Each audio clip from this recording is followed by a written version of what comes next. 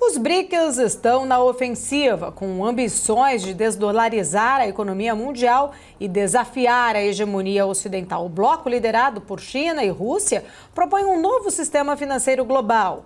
Mas como construir uma nova ordem econômica sem moedas convertíveis e com economias fortemente dependentes do dólar? A proposta é vista como ambiciosa, mas a sua viabilidade é alvo de sérias dúvidas. E o Brasil, como parte deste bloco, precisa equilibrar interesses econômicos e geopolíticos. Até que ponto essa aliança é estratégica e quando pode se tornar arriscada? No Strike de hoje, vamos receber Roberto Dumas, mestre em economia e professor do INSPER, para a gente falar mais profundamente sobre todas essas implicações. Seja muito bem-vindo, Dumas. Obrigada pela presença. Eu estou remotamente, geralmente eu estou presencial, mas acontece. Estamos aqui à disposição. Obrigada, Dumas. O importante é o conteúdo, a análise, né? Vamos tentar entender, de fato, a gente está vendo aí grande movimentação em torno deste assunto. Queria me aprofundar mais sobre este tema. O que representa esta proposta de desdolarização, aqui, para o sistema financeiro global? Por que ela é vista como uma ameaça pelos Estados Unidos e também, né, pelo Ocidente como um todo? Veja, Paula, eu não entendo que isso seja uma ameaça eminente, porque muita gente fala, olha, vamos desdolarizar. Veja, que parte dessas transações seriam feitas? Seriam feitas em moeda do Brasil, da Rússia, da Índia, da China, da África do Sul, eventualmente da Etiópia, do Egito, dos Emirados Árabes, do Irã, e agora, pasme, até do Afeganistão. Então, a hora que você fala, eu não vou mais aceitar o dólar, eu adoraria conseguir comprar, importar pagando em reais. Agora, também a gente não pode esquecer que se eu pago em reais, provavelmente as minhas exportações de carne para o Egito, eles vão me pagar em libras egípcias. E aí fica a pergunta, será que a empresa estaria disposta a aceitar um pagamento em libras egípcias, ou, eventualmente, vendendo para a Etiópia, eu receber em bir etíope? Então fica uma coisa que a gente fala, veja, você tem um lado que muita gente fala, olha, vamos tirar o dólar. Tá bom, tira o dólar. Qual moeda você aceita? Rublos? Qual moeda você aceita? O afegani do Afeganistão? Então fica meio complicado. Eu não acho que... E outra, os Estados Unidos, dado o plano Marshall, isso aconteceu, suscitou a dominância do dólar. Fiquemos absolutamente à disposição para aceitar as moedas dos outros países. Então, a despeito do governo querer montar essa estratégia de desdolarização, precisa perguntar para as empresas que são exportadoras, importadoras, etc., se elas querem que sejam pagas nas moedas desses respectivos países. Não adianta receber essas moedas e depois converter para dólar. E aí eu ganho uma moeda do Afeganistão, ganho uma moeda da China, falo, o que eu vou fazer com essa moeda? Posso investir, como você bem colocou no começo, ela é conversível, eu posso investir livremente nesses países, como na China, na Bolsa de Xangai, na Bolsa... Não pode. Puxa vida, então o que eu vou fazer com essa moeda? Posso comprar terras? Não, também não pode. Então, quando a moeda, para ela ser palco, eventualmente, de não só apenas reserva de valor, mas unidade de troca, ela tem que ser aceita e conversível. Quer queira, quer não adianta a gente ficar falando mal dos Estados Unidos, como eu sempre digo. Eu adoraria que todo mundo aceitasse o meu real. Mas, no final das contas, se eles aceitarem o meu real, eu vou ter que aceitar a moeda do Afeganistão ou a moeda do Egito. E aí, aqueles que ficam falando mal dessas coisas, eu gostaria que eles fizessem um portfólio onde tivesse essas moedas, ao invés do dólar e do real, eventualmente. Monte um portfólio, por exemplo, com uma libra egípcia, com o real iraniano, com o real da Arábia Saudita e com a birra etíope.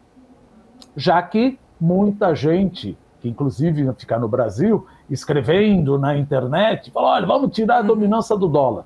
Ora, comece por vocês. Comece por vocês e faça um portfólio dessas moedas. Ah, isso eles não querem. Mas querem... Veja, o que nós vamos fazer? Não somos conversíveis e essas moedas não são conversíveis. Então não dá para eventualmente achar, não quero dizer que isso não vai acontecer, mas arrisco dizer que nos próximos 10, 15 anos, vocês podem até tentar fazer comércios multilaterais entre esses países, uma ou outra, mas a ponto de achar que nós vamos desdolarizar a maior parte do comércio com esses países, eu acho um exagero. É aquela coisa, é interesse do governo. Só esqueceram de perguntar se os empresários estão dispostos a aceitar essas moedas, Paulo. Exato, Dumas. E olhando, né, para a esteira, então, destas moedas que você coloca aqui para a gente, tem também o yuan chinês, né, que também não é livremente conversível, sofre ainda até mesmo ali forte manipulação cambial. Muitos, né, dos países ali com relações comerciais, principalmente com a China, gente, também muito com balança comercial ali com a China. De fato, você vê, né, algum tipo, né, como isso poderia impactar a viabilidade de um sistema alternativo, um sistema financeiro alternativo ao dólar, né? Se falam muito em usar o yuan, uma estratégia aí talvez mais retórica contra o Ocidente. Eu queria entender um pouco da sua leitura também em relação à moeda chinesa. Veja, usar o yuan é possível. Por exemplo, desde 2015, se não me falha a memória, os chineses montaram o próprio SWIFT, que é o CIPS, China Interbank Payment System, onde todas as transações comerciais são liquidadas em yuan chinês. É possível isso acontecer. Só que aí a gente volta na parte inicial. O exportador, geralmente aquele que não entende, fala, não, mas eu recebi essa parte em yuan, depois eu posso comprar. Veja, um exportador, ele só é exportador. Geralmente ele não é exportador e importador. Então eu fiquei, no final das contas, alguém vai ficar com excesso dessa moeda. E como a Bolsa de Valores ela é fechada, ou seja, a China mantém ainda restrição à entrada e saída de capital, eu não posso investir livremente, como eu posso em países da zona do euro, no Japão, nos Estados Unidos. Sério mesmo que eu vou querer uma moeda onde o governo não deixa eu usá-la no próprio país, porque ele quer evitar, eventualmente, uma fuga de capitais, como aconteceu na Tailândia, na Malásia, na Indonésia, na Coreia, em parte em Singapura, em 1998, que suscitou uma crise cambial, que puxou uma crise corporativa e que depois o PIB acabou caindo. Olha, mas isso faz parte da economia. Sim, faz parte da economia, mas economia, política e sociedade, nós falamos várias vezes, é a mesma coisa. Se por acaso você experimentar uma fuga de capital, mas isso não vai acontecer. Ora, pode acontecer. Se a conta capital aberta, os Estados Unidos ou outro país subir taxa de juros, eu vou fazer carry trade. Como nós fizemos com o Japão, como nós fizemos com o Brasil. Isso acontece. Inverteu, o Japão subiu a taxa de juros, desfaz todo o carry trade. Então, a China tem que estar preparada. Se ela abrir a conta capital, eu vou fazer carry trade em cima dela. Ela tem que botar a taxa de juros ou não. Ela vai cuidar, obviamente, da economia. Mas se os Estados Unidos ou outro país com credibilidade subir a taxa de juros, eu vou tomar dinheiro emprestado lá, tirar o dinheiro de lá e investir no outro. Vai ter uma fuga de capital. Vai ter uma fuga de capital, isso pode afetar o PIB ou afetar a inflação. Tem problema? Numa democracia, não. Você não elege, não reelege o presidente, como aconteceu na crise da Ásia, etc. Numa ditadura, você não pode permitir uma crise, porque isso suscita tensão social. Suscita tensão social é a única coisa que mais o Partido Comunista Chinês tem receio, de uma tensão social. Se você tem uma tensão social, a última vez que teve tensão social foi no ano de 2020, quando Xi Jinping fez aquele draconiano lockdown, e Deus me livre, vamos voltar. Foi em 4 de junho de 1989, o massacre da Praça da Paz Celestial. Então você não pode ficar sujeito, entre aspas, como os Estados Unidos ficam sujeitos, à livre entrada e saída de capital, porque isso pode afetar a economia real. Então não compro a ideia de que o yuan chinês tende a se tornar uma moeda conversível. E pasme, a China utiliza os principais bancos chineses como braço parafiscal da legitimidade do Partido Comunista Chinês. Então é óbvio que você acaba emprestando, na minha opinião, não utilizando as verdadeiras análises de crédito, prognóstico de crédito. Beijing pega o telefone, fala para os Big Four, para os 4 maiores bancos, olha, empresta. Não, mas esse cara não tem capacidade. Não, estou mandando você emprestar, a despeito de eventualmente ele não poder pagar, mas nós precisamos fazer obras, precisamos aumentar a infraestrutura. Então esses bancos eles podem estar cheios de dívidas duvidosas. Então eu vou tirar o dinheiro daqui. Se eu vou tirar o dinheiro daqui, ocorre o ataque especulativo, que é o que aconteceu justamente, que nem nós falamos na crise asiática. Então a pergunta, ou a resposta, etc., é: quando é que a China vai deixar de usar os bancos chineses como braço parafiscal para legitimar o crescimento econômico e, consequentemente, o Partido Comunista Chinês? Dificilmente isso vai acontecer, não pode falar nunca, mas eu coloco aqui a probabilidade de que não vai acontecer nos próximos 10 anos, que eles vão abrir completamente a conta capital. Muita gente fala, olha, mas tem esquemas, que é o QDII, que é Investidores Institucionais Qualificados Domésticos, ou QFII, Investidores Institucionais Internacionais Foreign Qualificados. Eles têm uma cota que não deve passar de 70 ou 80 bilhões. Veja, mas para 2 bolsas de valores que têm o market capitalization, capitalização de mercado de 14 trilhões de dólares, eu estou praticamente proibido de investir livremente na bolsa de valores. Quero comprar terra? Também não posso. Então, a única coisa que eu posso fazer é investimento direto, porque a gente sabe, conta capital, você tem 3 pontos. Investimento direto, empréstimos e financiamentos, ou seja, não posso fazer offshore loan livremente às empresas, e investimento em portfólio. Estou altamente limitado. Puxa vida, então eu vou querer uma moeda manipulada e que eu não posso usar se eu tiver um excesso no próprio país emissor dessa moeda. Está entendendo como a coisa não fecha? Como argumento, eventualmente, anti-dólar, muita gente defende. Fora Estados Unidos, fora Estados Unidos. Então parece que eu sou um disco quebrado. Ótimo. Então aqueles que estão defendendo fora Estados Unidos, fora dólar, chega de dominância de dólar, que compra essas moedas dos BRICS e faça um portfólio dela. Isso eles não fazem, né? Mas na hora de defender que tem que ter uma desdolarização, aí eles são completamente eloquentes e com os dedinhos bem nervosos na internet para não defender, ou para defender essa desdolarização. Desdolarizem os seus portfólios primeiro, e depois venham na internet falar que essa ideia está uma boa. Paula. Dumas, inclusive você falando ali da China, né? A China também depende dessas reservas internacionais em dólares e títulos americanos, né? E aí ficaria muito contraditório. Ou como ela conseguiria, de repente, conciliar essa dependência que ainda, né, se tem aí com essa proposta de dolarização aí dos BRICS e esses títulos e essas dívidas também que ela detém em dólares? Veja, uma coisa que a gente sempre fala quando nós estamos falando de contas externas, você precisa de 2 pessoas para dançar tango.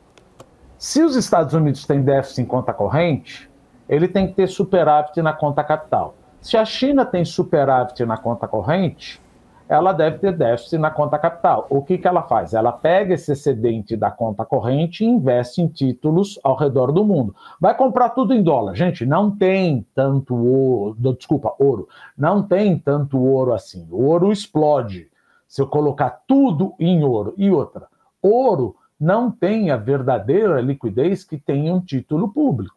Como, por exemplo, eu vi um dos comentaristas de vocês, o Fábio Ferres, falando, veja, se nós mesmos, na hora que nós fizermos o nosso portfólio, a gente pergunta quanto que você está exposto? Como é que está teu portfólio? Eu nunca vi ninguém falar, eu estou 100% em ouro. Ou muita gente ainda fala, eu estou 50% em ouro e 50% em Bitcoin. Ora, estamos falando de reserva internacional do país. Então, aonde os chineses vão investir os 3 trilhões de dólares? Não tem muito lugar. Pode comprar títulos japoneses, títulos da zona do euro, que também vem com. De qual país você vai comprar? Portugal, Irlanda, Itália, Grécia, Espanha, Alemanha. A Alemanha não tem tanto título assim, porque ela não tem um déficit muito grande. Então, acaba indo para os Estados Unidos, que tem a maior dívida pública. Veja, você está abraçado a um urso. Não tem como você desvencilhar e falar, não compro mais título dos Estados Unidos. A pergunta fica, tá bom, vai comprar o quê? Onde você vai botar teu dinheiro? Em títulos da Rússia? Sério mesmo? Isso provavelmente, ou títulos que nem a gente fala do Afeganistão, ou comprar títulos do Brasil. Ora, goste ou não goste, o mercado financeiro mais desenvolvido é o dos Estados Unidos e o mais líquido. Então, se tem um mínimo de responsabilidade na administração das reservas internacionais do país, você precisa... A gente não coloca muitas vezes o nosso recurso em fundo DI, coloco porque no momento de emergência é a mesma coisa do país. No momento de emergência, eu posso vender rapidamente porque tem um mercado líquido, não tão volátil, que é os Estados Unidos. Agora, vamos pensar num absurdo. Eu vou vender todos os títulos públicos dos Estados Unidos. Bom, primeiro, se você vai vender, alguém vai comprar. Mas vamos supor que não tenha demanda. Se não tem demanda, o PU cai e a taxa de juros sobe dos Estados Unidos, a curva longa estipa. A curva longa estipa, a poupança do americano acaba caindo, porque a taxa de juros subiu. A poupança do americano acaba subindo. A poupança do americano acaba subindo, o consumo cai. O consumo cai, a importação cai. Ora, então, existe a possibilidade de, se todo mundo vender o título público, a taxa de juros dos Estados Unidos sobe, que não, isso eu acho muito difícil acontecer, todo mundo vender títulos norte-americanos, mas a curva de juros sobe, a poupança sobe, o consumo cai, e aquele meu déficit em conta corrente, ele começa a minimizar e eu passo, eventualmente, a ter um superávit em conta corrente. Veja, é uma dicotomia, conta corrente com conta capital. Se a minha conta capital ficou negativa e eu sou uma moeda flexível, a minha conta corrente obrigatoriamente fica positiva. Não existe essa coisa aqui. Então, eventualmente, você acaba ajudando os Estados Unidos a rebalancear essa economia e depender menos de bens importados, porque a taxa de juros subiu, claro, prejudica, etc. Mas ajusta a conta corrente, que inclusive é justamente o que Trump quer. Mas, na minha opinião, o Trump eventualmente não sabe que uma curva de juros estipar faz a conta corrente. Ele está muito mais no primeiro movimento da peça do xadrez. Vamos colocar restrições. Gente, não é isso. Se você quiser, se o teu problema é China, eu entendo. Você pode simplesmente, ao invés de colocar tarifa, está proibido comprar da China. Mas na hora que você coloca uma tarifa e a poupança é muito baixa, tá bom, eu não compro dessa loja, vou comprar da outra loja. Quando Trump era presidente, o que aconteceu? O déficit em conta corrente com os chineses diminuiu, mas o déficit em conta corrente com o Vietnã e com o México aumentou. Por quê? Porque eles fazem uma política fiscal expansionista aliada com uma política monetária expansionista. Poupança caiu, consumo subiu, déficit em conta corrente, que inclusive, já entrando aqui, é um risco que o Brasil corre. Só não corremos um pior risco de piorar nossas contas externas pelo fato da política monetária agora estar contracionista. Mas a política fiscal é extremamente expansionista e a gente está vendo, longe ainda de correr um risco, como corremos lá em 98, 99, de ter um ataque especulativo. Mas eu estou construindo uma fragilidade externa, Paula. Dumas, inclusive, daqui a pouco no próximo bloco eu quero entender mais sobre todos esses impactos para o Brasil, com essas alianças, né? Inclusive, ali, estratégia dos BRICS, mas a gente vai para um rápido intervalo. Você que está aqui acompanhando a nossa programação, continue com a gente, o Strike volta em instantes.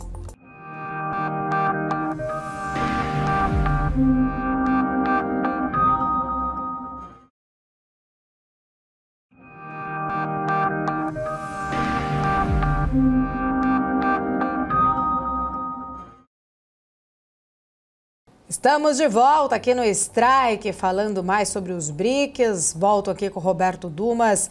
Dumas, queria entender um pouquinho mais contigo agora, né? Entender esses impactos para o Brasil. Putin defende aí abertamente uma nova ordem mundial, multipolar, né? Como que essa visão se alinha, né, com os interesses do Brasil? Como isso poderia, de alguma forma, impactar nossas relações comerciais? Veja. É inexorável. O mundo não vai ser mais, já não é mais unipolarizado, como era com o fim da União Soviética. Os Estados Unidos não vão mais, eventualmente, 100% do mundo ditar a ordem. Estamos vivendo num mundo já multipolarizado, quer gostem ou não. E está aumentando essa multipolarização. O Brasil fazer parte dos BRICS, muita gente fala, olha, mas eu vou entrar. Agora o que a gente pensa tem que ser estratégico. Mas eu vou entrar num grupo onde tem Rússia, Irã, Afeganistão. Gente, é melhor entrar num grupo desse que pelo menos o Brasil teria o poder de veto ou de voto num grupo formado por países dessa maneira autocrata. Então eu prefiro estar lá. Não estou falando do governo. Estou falando do Estado brasileiro. É importante que o Brasil, pelo menos, esteja num clube, que muita gente fala, olha, esse clube não é legal, etc. Mas pelo menos eu consigo botar uns olhos. Eu tenho um poder menor, que seja, de decisão de veto. Olha o que aconteceu. Não deixamos entrar a Venezuela. Então não é melhor estar num grupo que, apesar de nós, muita gente não gostar, etc., pelo menos eu tenho um poder de veto. E outra, país, ou melhor, Estado, país, não tem que ter amigos, tem que ter interesses. Então é importante que o Brasil, a diplomacia brasileira, deixe claro que o fato de fazer parte desse BRICS não pode ser chamado, segundo o Brasil, o Estado brasileiro, ele está fazendo parte num grupo anti-Ocidente. Ele está fazendo parte conjuntamente do FMI, do Banco Mundial, de uma governança alternativa. Ou seja, eu entendo que a forma dos BRICS não era como era na época da União Soviética, como eventualmente nós já falamos. Não acho que a União Soviética, por exemplo, não acho que os BRICS, essa formação, se assemelha como era a União Soviética na Guerra Fria. A União Soviética queria impor a ideologia deles, veja Cuba, outros países, etc., países do leste europeu, e os Estados Unidos querendo impor. Não. Já que eu não tenho um poder de decisão, de cota, de veto no FMI, então vou montar o meu próprio grupo, vou montar o meu próprio banco. Quero uma governança alternativa. É isso que precisa deixar claro para os nossos parceiros. E eu faço parte disso justamente para tentar balancear nas decisões que podem acontecer. É melhor do que ficar fora, porque o Brasil, não estou dizendo Estado, ele precisa ter, de certa maneira, acho que protagonista seria o primeiro, mas pelo menos um mínimo poder de veto ou de opinião num grupo como o que está se formando. É uma maneira de você contrabalancear a verve que estão montando sendo um grupo anti-ocidental. É anti-ocidental no sentido que tem países contra o Ocidente. Não é um grupo anti-ocidental como era na época da União Soviética. Então, eu acho que o Brasil fazer parte até é importante, como eu disse, que deixe claro que isso não é nada contra ninguém. Nem contra os Estados Unidos, nem contra o euro, nem contra ninguém. Precisamos tomar muito cuidado como nós vamos fazer esse discurso. Faço parte dos BRICS, faço parte do FMI, transaciono com os Estados Unidos, transaciono com a China e volto a falar. Países não têm amigos, países têm interesse. Faço parte desse grupo que eu quero ter um poder de decisão nessa nova governança global. Alternativa. Period. Ponto. Mas nesse sentido, então, né, o fato do Brasil ter vetado ali a entrada da Venezuela, da Nicarágua, tentando talvez, né, se distanciar desses regimes, até porque a gente sabe que o governo Lula tem buscado se afastar após anos de proximidade, até mesmo ideológica, destes dois países especificamente.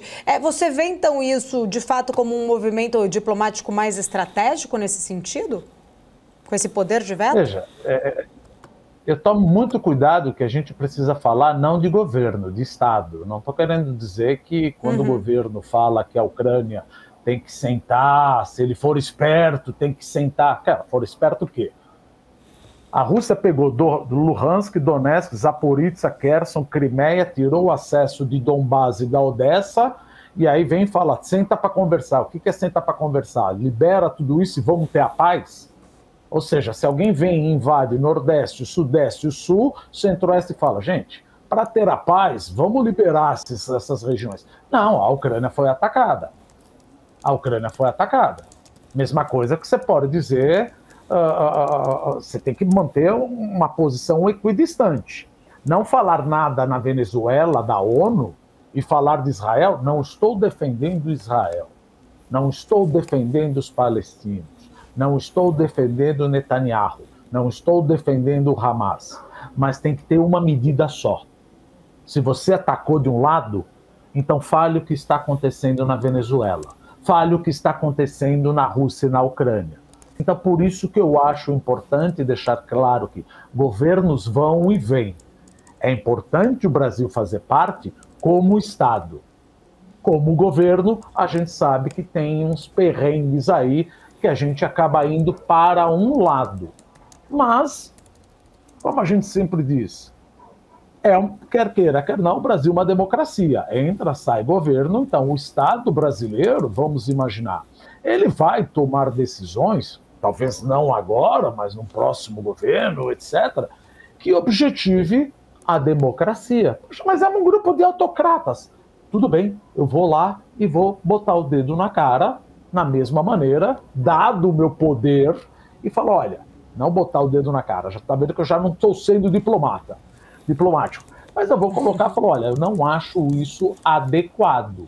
Assim como eu não acho também que o que está acontecendo na Venezuela é adequado. Não posso usar dois pesos e duas medidas. O Brasil tem que ter uma posição absolutamente equidistante. Ah, mas eu falo o que eu acho. Gente, a gente não fala o que acha nem pro próprio cônjuge. Precisa ter a liturgia do cargo.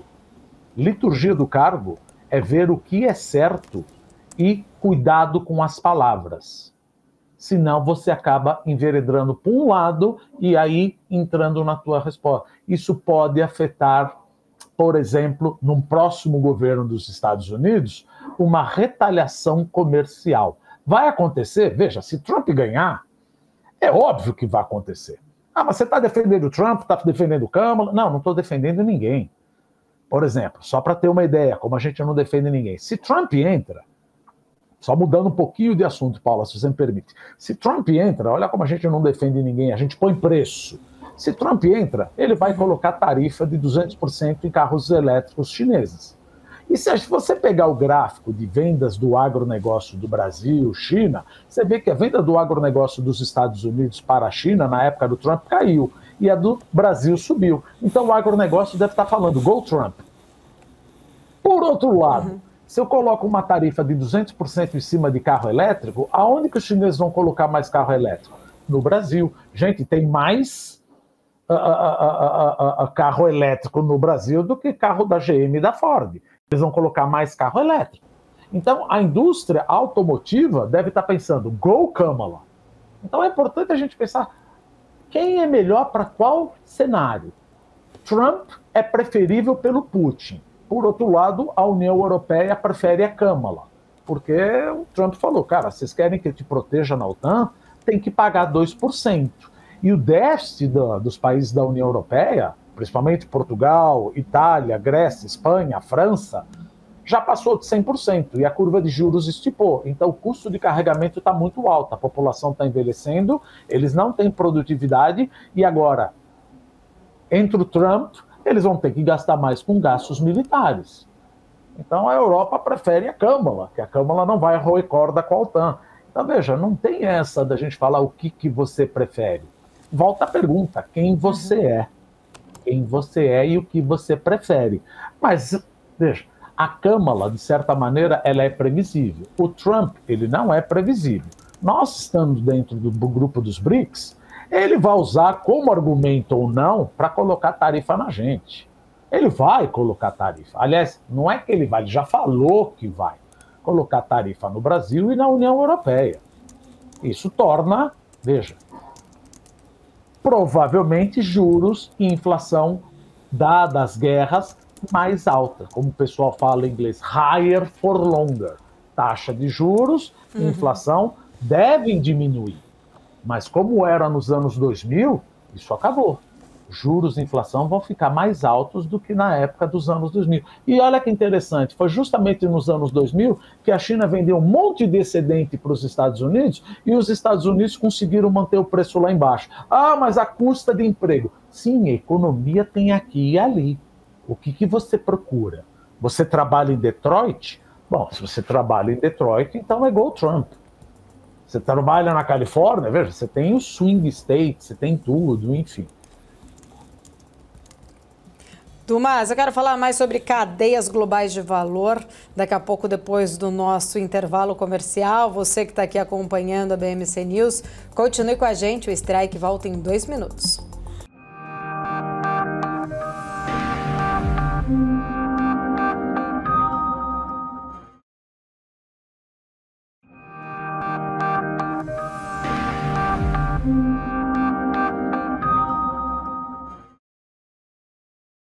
Estamos de volta aqui no Strike, conversando com Roberto Dumas, voltando mais sobre o nosso aspecto aqui comercial, viu, Dumas, com um alinhamento ali com China e Rússia. Queria entender o quanto isso poderia impactar a nossa capacidade, de fato, de atrair investimentos ocidentais. Participar do BRICS, de alguma forma, né, pode comprometer essa nossa capacidade de atrair investimentos estrangeiros, integrar-se ali às cadeias globais de valor? 2 pontos. Eu acho que o fato de fazer parte dos BRICS, tirando eventualmente, se dependendo quem entrar nos Estados Unidos, pode afetar, mas eu acho que o Ocidente não está vendo isso como uma bruta ameaça. Fala, sério mesmo que vocês estão querendo usar a moeda de vocês? Vocês vão acabar usando o dólar, vocês vão acabar usando o euro. Não, mas tá bom, como eu falei, faz um portfólio, etc. Agora, fazer parte de uma cadeia logística, aí eu preciso levar em consideração a idiosincrasia da economia brasileira. O Brasil não é competitivo na indústria. Não tem o que falar. Nós somos exportadores de commodities. Por quê? Começa a minha precária infraestrutura. Nós investimos nos últimos 20 anos 2% do PIB em infraestrutura. Setor público e privado. O estudo da PESCO mostra que para manter a atual situação da infraestrutura, eu deveria investir 3,2% do PIB, ou seja, teria que pular de 2% para 3,2% do PIB. Então eu não tenho produtividade total dos fatores, principalmente do capital. O setor humano, a parte humana, eu não tenho produtividade do trabalhador. Não, mas o trabalhador é muito produtivo. Não, não é. Veja, produtividade, entre aspas, cuidado com o que eu vou falar, ela não importa. O que importa é o CUT, custo unitário do trabalho. O que eu quero dizer? Nem o salário, nem a produtividade importa. O que importa é a relação salário, muita gente não vai entender, vai ficar brava comigo, salário com produtividade. O salário no Brasil, por medidas populistas, está crescendo muito mais que a produtividade do trabalhador brasileiro. Poxa, mas a gente não merece? Claro que merece, Paulo.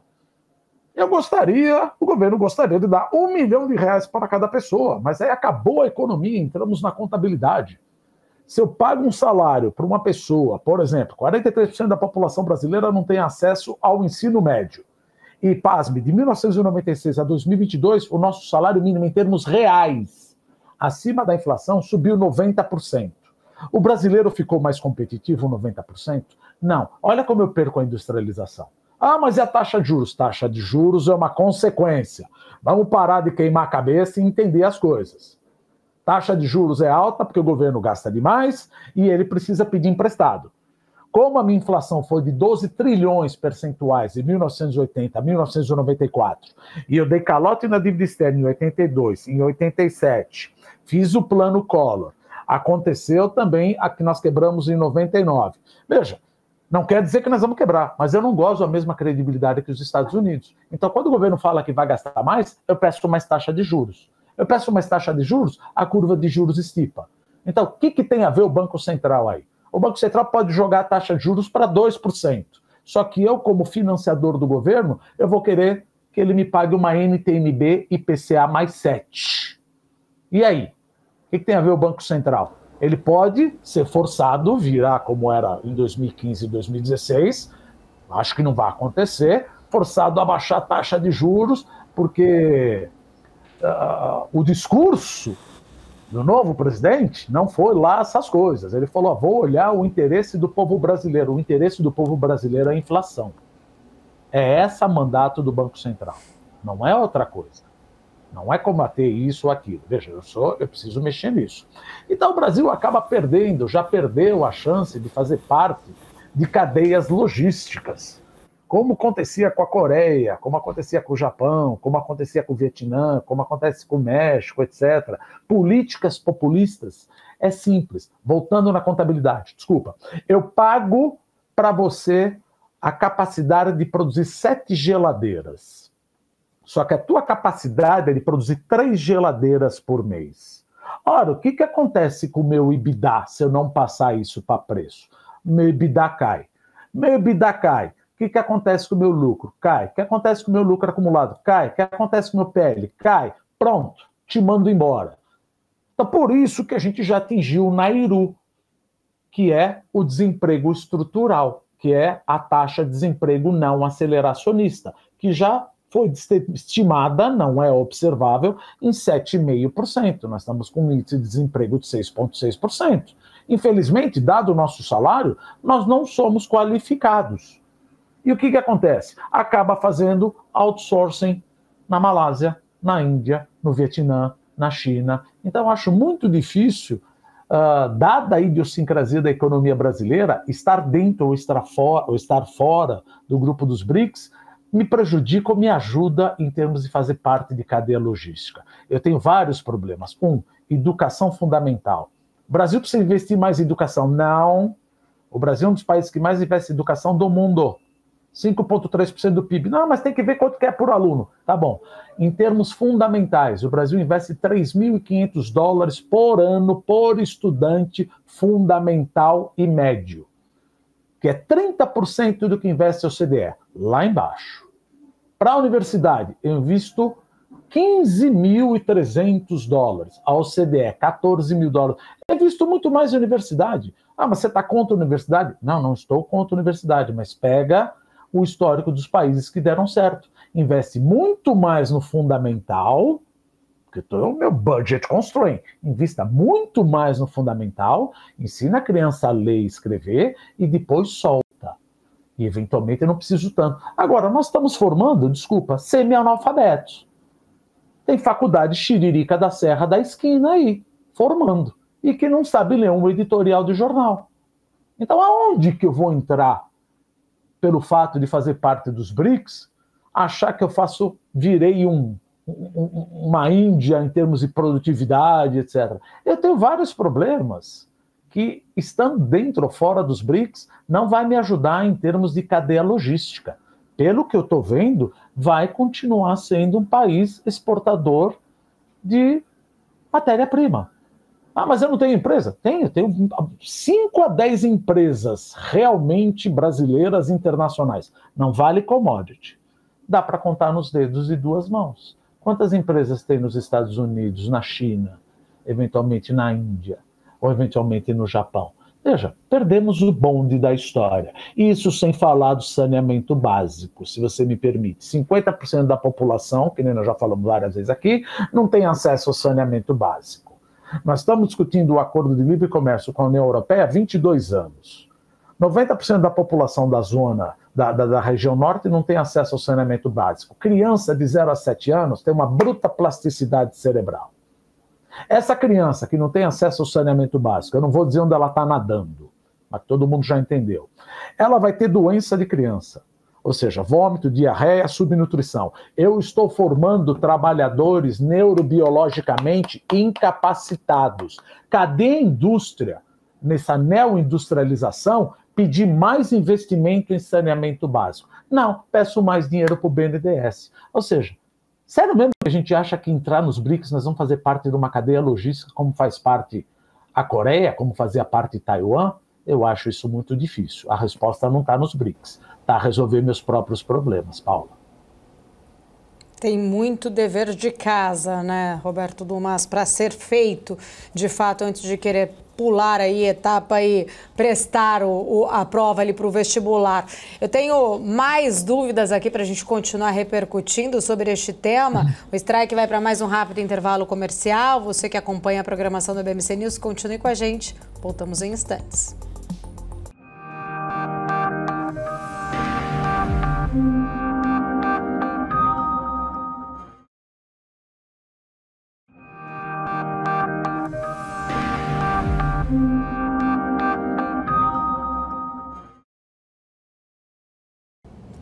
Estamos de volta aqui no Strike. Quero repercutir mais neste último bloco aqui com Roberto Dumas, situações ali possíveis, situações futuras, né, envolvendo toda essa discussão dos BRICS. Dumas, é possível que no longo prazo os BRICS eles passem de um bloco econômico para uma aliança política e militar? E nesse sentido, né, como o Brasil se encaixaria aí nesse bloco se houver uma mudança saindo, né, muito mais ali de um bloco econômico para um bloco mais militar? Veja, aí eu já não vejo essa possibilidade. Porque, por exemplo, Brasil, Índia, etc., esses países, salvo engano a Índia também, eles teriam que sair da OTAN. Então aí seria um rearranjo completamente diferente. Brasil, você está com os Estados Unidos, ou seja, vamos montar um novo Pacto de Varsóvia.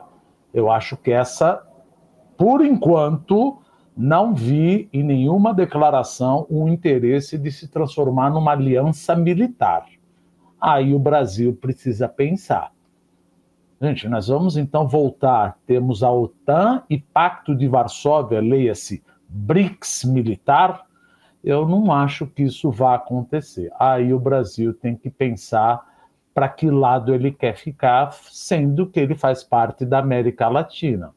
Ou seja, queremos ficar sendo defendidos pela Rússia, como Cuba fica e a Venezuela fica, eu acho que aí seria o caso de sair, não entrar numa aliança militar. Por enquanto eu não vejo que os BRICS se transformariam numa aliança militar.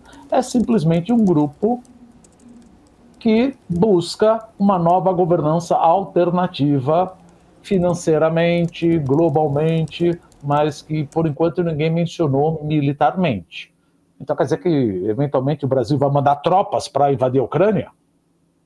É isso que a gente quer? Não, de jeito nenhum. Isso já é um outro passo que eu acho que não deveria estar na agenda, deve estar da Rússia, obviamente, deve estar da China, mas não deveria nem pensar, por enquanto, sobre esse aspecto. É outro aspecto, é econômico, financeiro, que também não vai dar certo, mas militar aí já, Brasil, veja que lado você quer ficar.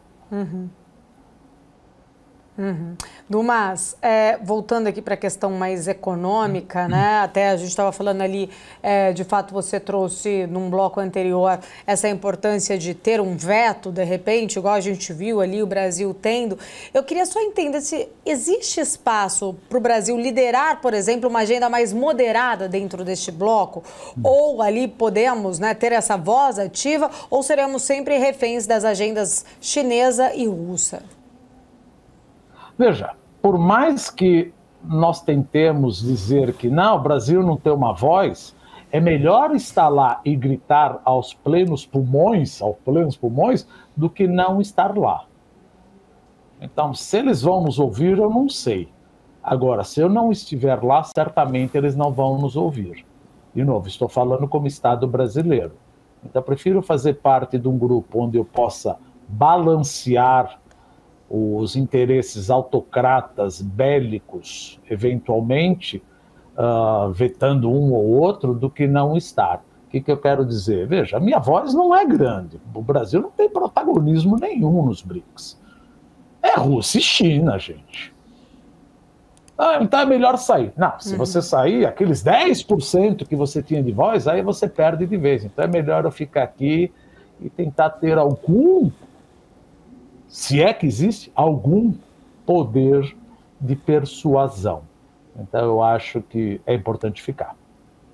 Dumas, e para a gente encerrar essa nossa conversa, né, queria entender um pouco também, voltando mais para o aspecto econômico e diante de toda a discussão desta, né, desdolarização, cria-se ali também uma nova dúvida, né? O novo Banco de Desenvolvimento do BRICS, ele teria uma capacidade real de substituir o FMI aí, por exemplo, como um credor de uma última instância? Por enquanto, não. Se a gente pensar em termos de capital e capacidade de empréstimo, os BRICS têm, ou seja, o New Development Bank, o novo Banco de Desenvolvimento, tem um capital mais ou menos de 100 bilhões de dólares. O FMI tem um capital de 932 bilhões de dólares. Então, conforme vai aumentando, você pode chegar. Agora tem um ponto que eu gostaria de mencionar, o seguinte: o FMI, ele sofre de uma crise existencial.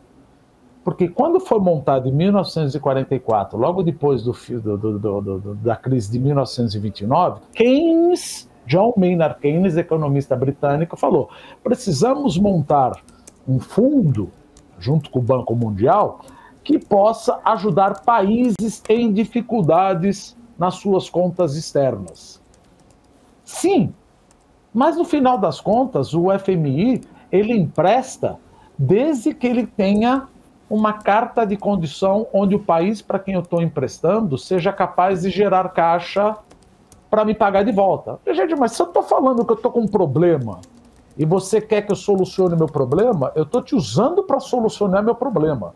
Então, ficou aquela crise existencial. Vamos dizer, o FMI é um banco de socorro.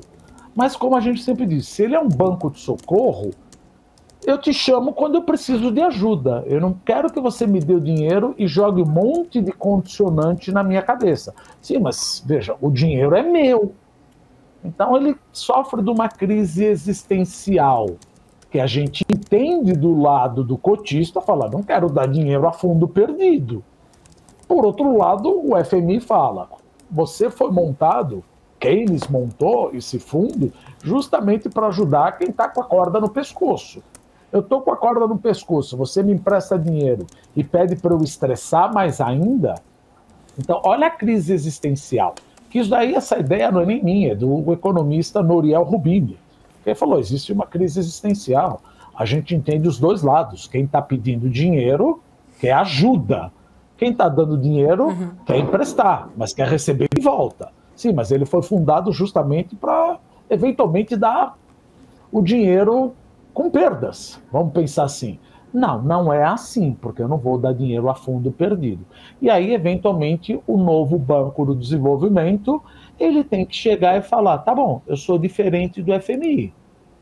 Então, eu posso emprestar, já que eu sou uma nova ordem global, eu posso emprestar a fundo perdido. Aí fica a pergunta. Brasil, Rússia, Índia, China, África do Sul, Afeganistão, Cuba, que eventualmente vai entrar também, Etiópia, todo mundo. Vocês topam emprestar dinheiro com países que estão problemáticos, mas que provavelmente não vão pagar a dívida? Eu acho isso muito difícil. Então você está com a mesma crise existencial que o FMI, meu amigo. O que você quer mais é poder de veto, fazer uma nova governança. Você não está achando que a governança do FMI está equivocada? pelo conflito existencial, mas pelo fato de que você achar que deveria ter um poder maior dentro dessa instituição, que na realidade ela vai ter praticamente a mesma governança. O que eu quero dizer a mesma governança? Eu vou emprestar para ajudar países, para investir, mas eu tenho um departamento de análise de crédito, quero que você me pague novamente. Ora, então você vai ter a mesma crise existencial que o FMI, né, Paula? Maravilha. Roberto Dumas, sempre um prazer falar contigo, quero agradecer, muito obrigada, até uma próxima oportunidade. Obrigado, sempre à disposição, Paula, um abraço. Até mais, grande Roberto Dumas, trazendo insights importantes aqui para a gente, reflexões importantes diante de todo este cenário. Quero agradecer sempre a sua audiência, muito obrigada pela sua companhia. O Extraí que volta na semana que vem. Até lá, tchau, tchau.